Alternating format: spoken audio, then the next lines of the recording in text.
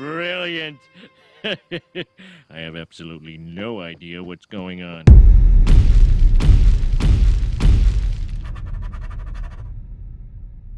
Hello and welcome to Rotted Reviews, and today I want to discuss a movie that just came out today on Vudu and Amazon. It's the 2021 movie from Serbia, The Pond. Now, despite being a Serbian film,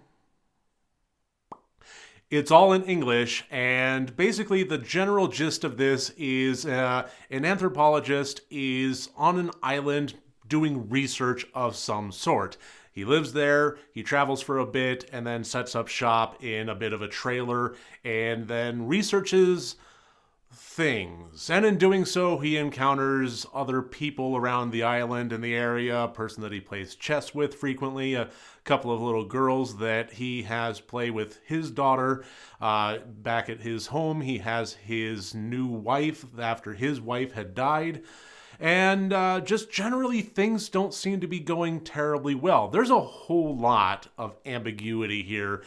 And I wish I could explain it better, but the fact of the matter is I really can't. You see, when I was trying to figure out what movie to watch and review today, there were a few different options on the table, and the reason that I picked this one is because in the trailer, this had some remarkably beautiful imagery to it, some very abstract, odd things, but it kind of captured me, and that is one big plus mark that I will put in the column of reasons to watch this film is the beauty of the imagery. Some of the camera work and some of the odd visuals are really quite extraordinary. And with the ambiguity of the storyline, the oddness of some of the characters, and the abstract nature of some of the imagery, everything kind of all bundled together into a film that definitely served as more of an allegory than anything else. And here's the tricky bit with that. When a movie is relying on being an allegory and having allegorical imagery all throughout it, it actually needs to be somewhat compelling on a principal storyline front.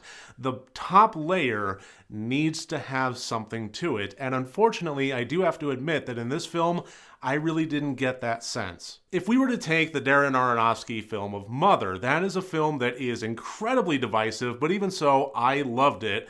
And that's a good example of a movie that's a complete allegory from start to finish.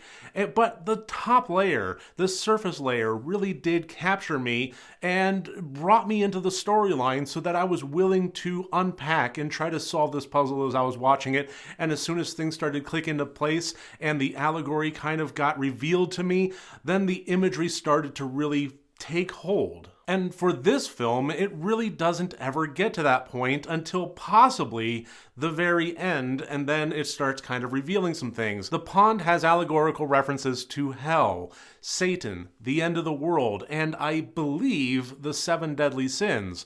But it's all a bit of a mishmash puzzle of stuff that was pretty uninteresting, except for visually, until we got to the point in which things started to gel but never really fully did. The entirety of the movie felt like looking at a cipher with no key. And it could be that I just simply didn't get it, and with a little bit of help and prodding and community discussions and so forth, the rest of that key would fall into place and all of a sudden everything would really click. The problem is, between opening credits and end credits of the film itself, I really couldn't be bothered to be that terribly interested because the characters and none of the plot of the surface level storyline did anything to draw me in to get to the point where I actually cared enough to really try and go that extra mile and have that community discussion. I certainly don't mind visually abstract movies. I don't mind movies with some deliberate pacing, let's just say.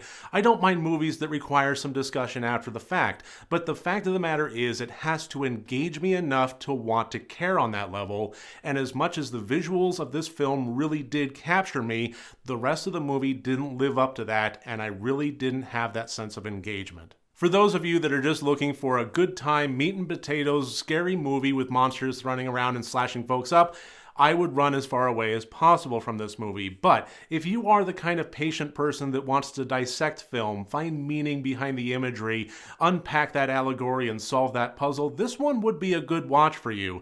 Me personally, I am more, well, I'm actually pretty evenly distributed across both categories, but again, the engagement didn't get me to the point where I wanted to wind up firmly in that latter one for this particular movie.